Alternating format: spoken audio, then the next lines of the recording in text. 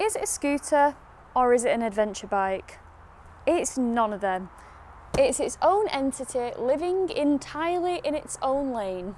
For 2025, Honda's X ADV is back, sharper, smarter, and still unlike anything else on the road. DRL indicators, cruise control as standard, and refined DCT. This thing isn't just quirky anymore, it's seriously sorted. But the question I have is, can something that shifts itself and can store your lid under its seat still really stir your soul? I'm Usernamekate, and today, that is exactly what I want to find out.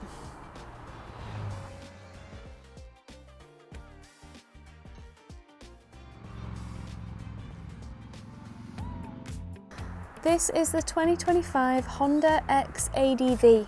Part scooter, part adventure bike, and somehow it still works. It packs a 745cc parallel twin with DCT, putting out 58 horsepower and 69 newton meters of torque, all coming in nice and low at just under 5,000 RPM.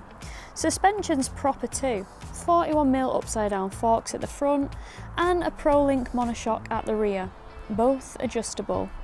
You're rolling on twin 296mm discs with 4-piston radially mounted calipers up front and a 240mm single disc at the back. All of it wrapped in a frame that weighs 237 kilograms, a seat height of 820mm and a 13.2 litre tank. Tech-wise, you get cruise control as standard, a new 5-inch TFT display with road sync connectivity, and updated rider modes with more shift patterns in user mode. There's a USB-C charger tucked under the seat, 22 litres of under-seat storage, and a simplified 3-step adjustable screen you can tweak with one hand. 2005 brings sharper styling, more padding in the saddle, and a world first. LED DRLs with integrated indicators, plus improved DCT response at low speeds and revised Honda's selectable torque control for rain and gravel modes. And Honda's even gone a bit green with Durabio biomass plastics and recycled materials across the bodywork. The X ADV is still in a class of one.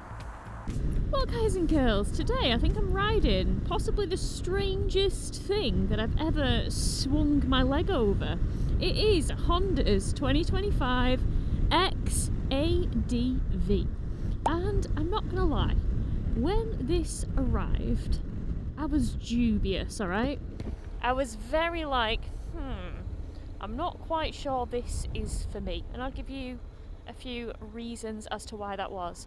So when I sat on this bike, or scooter, or hybrid, or whatever you want to call it, a freak of nature, like Chopsy, one thing that I found is, do you know with scooters, you sit on them and they have very low seat heights, but it's often not that easy to touch the ground on them because the wide seat and the footboards in the middle kind of splay your legs open.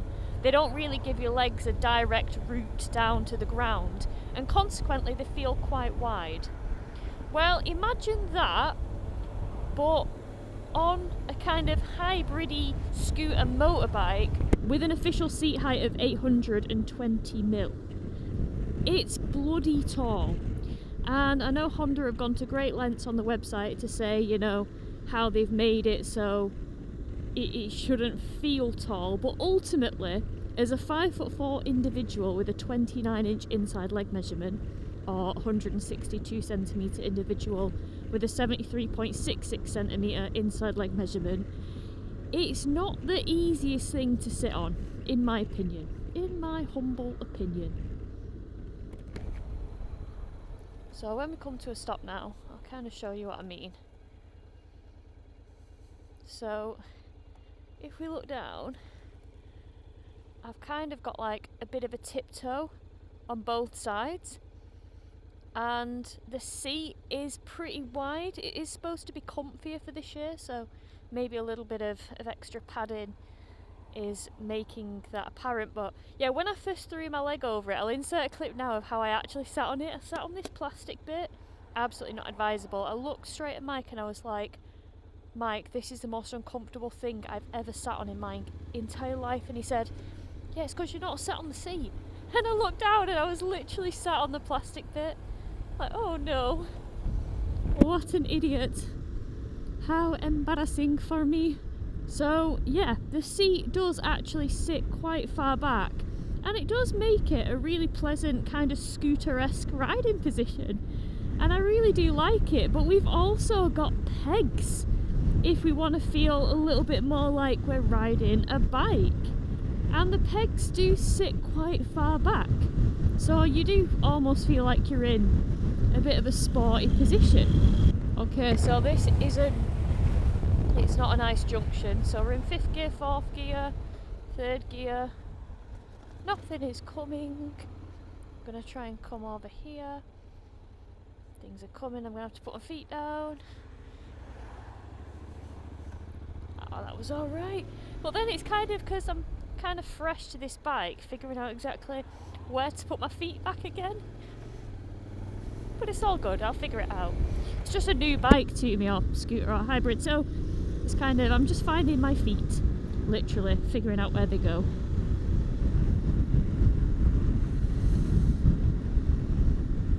So yeah, also, you know, pushing it in and out the garage, moving it down my driveway, the handguards seem to be in a place that's very, like, at the height of my van mirrors and stuff like that, so just pushing it in and out, weaseling it out is a bit awkward. It also is quite hefty for what it is. You probably wouldn't expect it to weigh so much, and it does feel like a little bit of a lump, if I'm being honest. And I know I'm coming across quite negative, however, what I do want to say is I had all these kind of almost negative thoughts about this thing. I'm not going to enjoy it, it's too tall, it's not very confidence inspiring for me to put my feet down, it weighs a lot for what it is, I don't really think I'll bond with it. And I've jumped on it and instantly I feel like I really like it. I feel like I really like it. It has, I had some, you know, what's the word, preconceptions about this. I thought I wasn't going to like it. I've got on it, they've gone out the window. It's actually massively fun, and I totally understand why people like them. So it's just geared into 4, so it's DCT, right?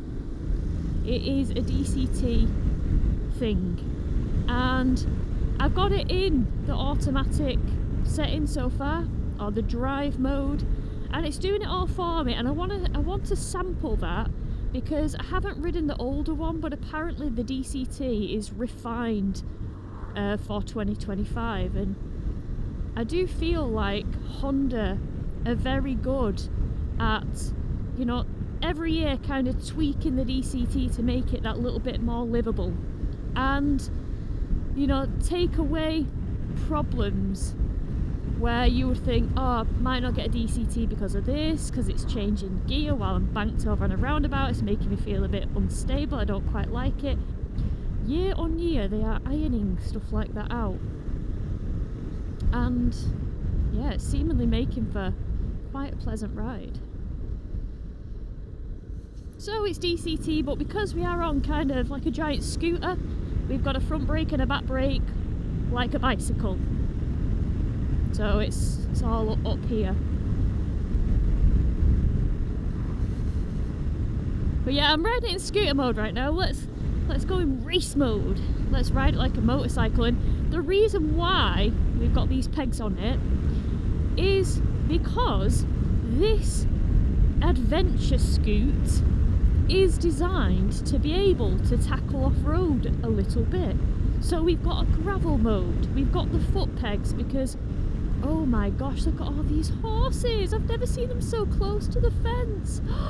So stunning, so pretty, so cute. Anyway, back to the job at hand. Yeah, if you stood up off-roading on a scooter, I can imagine that is a wildly out of control riding position, and you just wouldn't attempt it, would you? But you got these, so now you can stand up if you want, and oh, it does make you feel like you're in a position to maybe be able to take on a little bit of you know, dirt and gravel. I mean, we're not going to be able to do the Dakar on this thing, but it's yeah, it's certainly, you know, it's kind of going in the right direction to be able to kind of call itself an adventure scooter. The tyres on this thing are, you know, they're not like super road orientated. They're a bit like a dual purpose tyre, so yeah. Oh, come on. So I get it. I actually get it. But you don't often see them in the UK. I don't think I've ever seen anybody riding on an X ADV. I wonder why that is. Because it is a lovely thing to ride. It's absolutely lovely. We've got under-seat storage, so we've got the practicality of a scoot. We have 22 litres of under-seat storage at that. This now comes with cruise control as standard. We've got new fancy styling and fairing. I think the Japanese call it more origami style. I love that. It is looking, especially this white colour, like a folded origami swan. So elegant, so graceful, especially with those LED lights. You know, we've got brand new DRLs with integrated indicators, which I think is cool. We've got a screen which you can adjust on the move. So yeah, you've got a screen that you can pop up on the fly, and you can make it quite tall. Look at that. Oh yes. And even in its tallest position, my eye line can see over the screen. It's not that awkward place where it just sits right in my eye line, which I absolutely freaking hate on bikes in general. But yeah, I'll put it right down again. There we go, job's a carrot. So mode button. Oh, we'll put it in sport mode, shall we? Put it in sport mode. So when it's in sport mode, the DCT behaves a little bit differently. Oh, you can instantly feel it. Maybe I'm going crazy, but particularly on the engine braking. It's rather halting. It definitely feels more like primed and ready to balk. But we will see how it fares over Rivington. So the price, I haven't spoke about it yet. It is £11,499, and at that price it's available in 3 colours. It's available in this white, it's available in a grey, I'll pop that on the screen now whilst we're doing boring 30 work, and it's available in a black. So it's available in some pretty muted colours. However, if you want to spend £1,200 more, you can get the special edition yellow one, which is not just a paint scheme. I believe it's restricted in numbers, like limited edition. I also believe it comes with loads of fancy tasty extras such as spotlights and crash protection and yeah, just a few other little trick bits to it. Oh, right, for a start, the handling. Oh, chef's kiss. Like, hello. How beautiful are you? Turns gorgeous. Now we are only working with about 56 brake horsepower. It's the same engine that's in the NC750. But you know what? For this kind of stuff, it's beautiful. I think maybe because it is so heavy, that kind of attributes to it feeling really planted and really stable, and that it can hold a nice line, and combined with those small little wheels, love that for this. It feels really nice to ride. So it's just doing all the shifting for me. We are currently riding it in sport mode. Oh, it's sounding alright.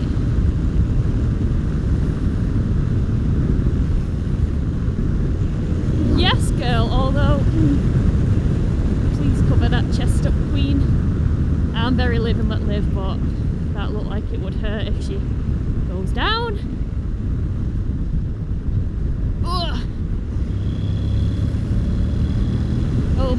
sound like a mother, don't I? Mother hen. No, I don't want that. But that was a nice R7. A nice R7. In the anniversary colours. So on the brakes.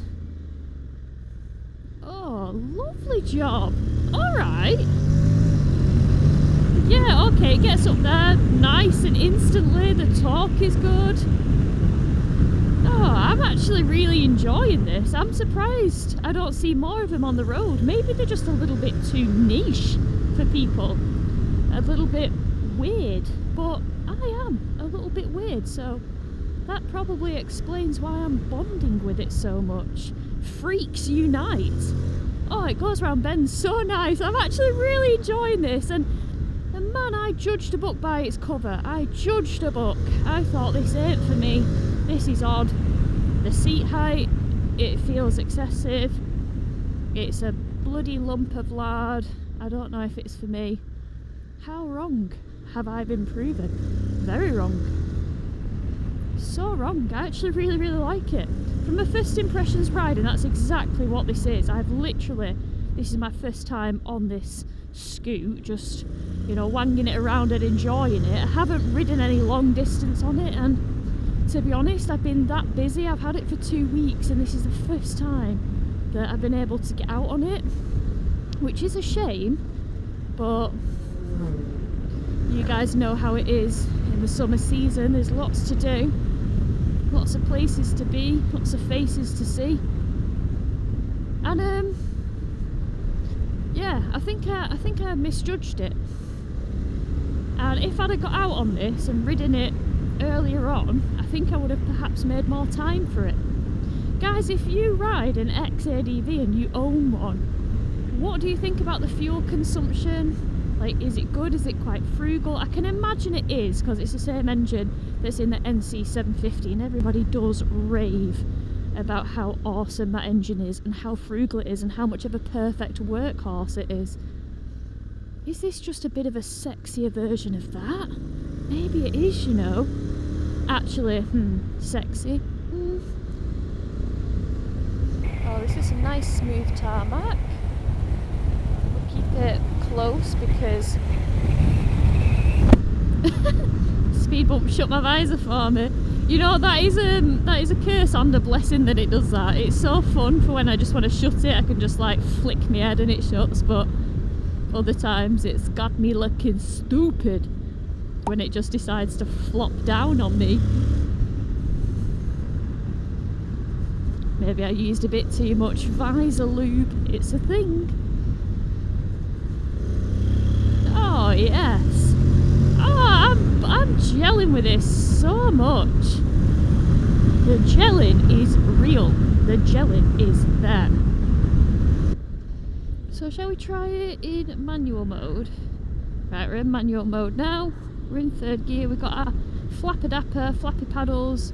We've got plus gear and minus gear at the bottom. So like now we're just dropped into second. Accelerate, although we can't really accelerate because we're in a 30.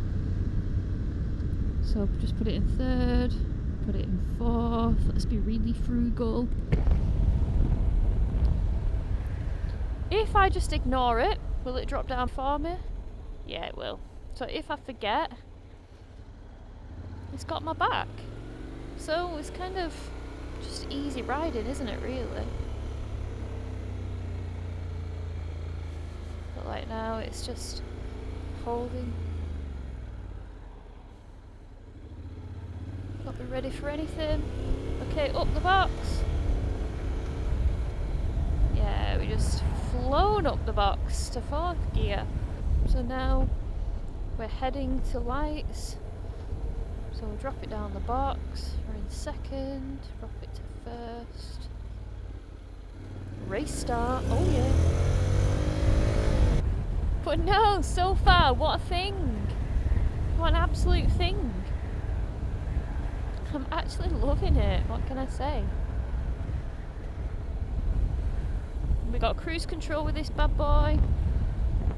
Let's see how easy this is to set. Okay, so we've got it set. Well, we press the cruise button, we'll get it to 30. We'll hit set. Look at that! Except now we will stop because lights, so we'll manually drop it to first. We've got the cruise still set. Let's go, Eskin low. Put it into third gear. Put it into fourth. Let's get that cruise set.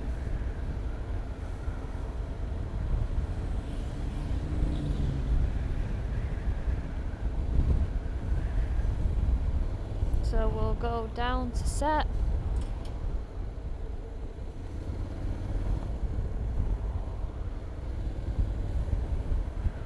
So set it again. If we want to go slower, press down, set it to 31, down again, set it to 30, want to go up, 31, up 32.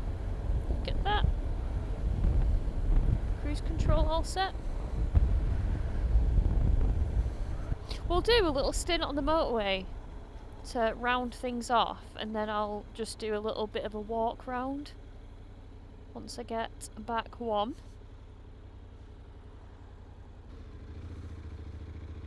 Oh, is it completely closed?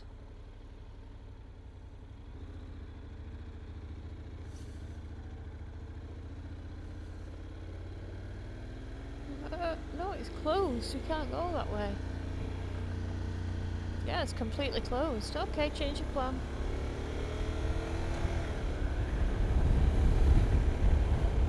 I'm going to put it in drive mode now. Take out a manual. There we go. And we'll just nip about on it in this mode because we'll let the DCT do its thing. We've got a little compartment just here. So we're in sport mode and we're in fourth. Let's try. Let's just try it in standard.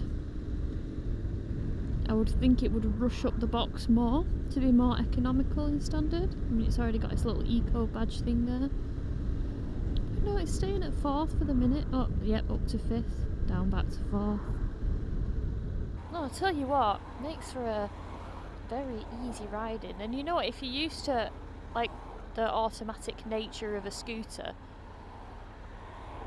then I'm sure you'll bond very easily with this. Oh, we've got a little handbrake here, very rudimentary, but of course it's DCT and you know we need an equivalent of leaving it in first. If we park on a hill. And I think that is what the little random extra caliper is for on the rear disc, which again I'll insert a picture of that or a video of that if I haven't already. What was the point, sir? Oh, I think he thought it was 2 lanes. But I actually wonder what filtering is like because we are quite wide. Yeah, I'm not going to risk that. We are very wide on the old bars and handguard situation.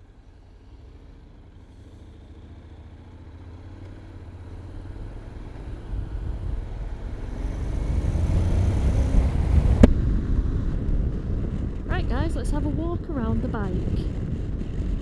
Slash scooter. Slash whatever it is. Okay, right, so here it is.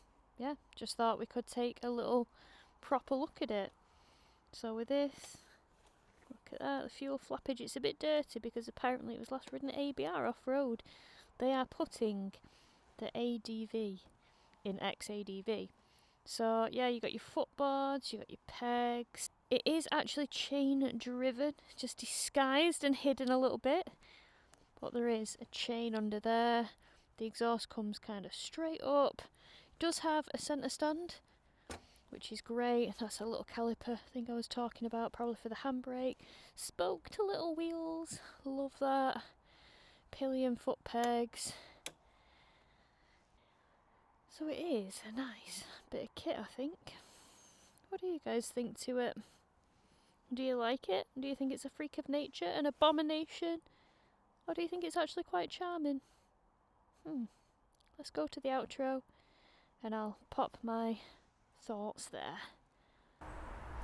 Right everybody, so we're back from the riding. What do you guys make of Honda's X ADV? Have you guys ever had the pleasure of riding one? If you have, let me know how you found the experience in the comments below. Now in my new format, I'm going to make a list of my personal pros and my personal cons so that you guys can pause at your leisure. I think it works a bit better because I can really sit down of an evening and reflect on what I truly like and dislike about a bike instead of just trying to remember whilst I'm filming a piece to camera. So I'll pop them on the screen now. I hope you have enjoyed this video. I've really enjoyed filming it because it's just something different, and sometimes it's nice to throw your leg over something a bit different. Okay guys and girls, I hope you have enjoyed this vlog. Thank you so much for watching. Hit that subscribe button if you haven't already, and I'll catch you all on the next video. Bye!